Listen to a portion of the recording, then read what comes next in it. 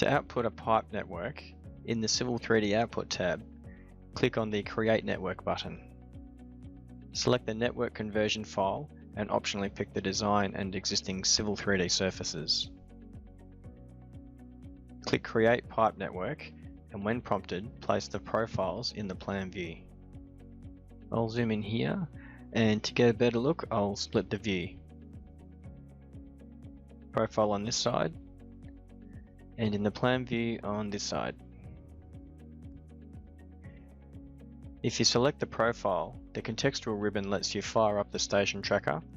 I like to make it a bit smaller, say 20 meters. Now we can view our pipe profile in one view and the tracker in the other.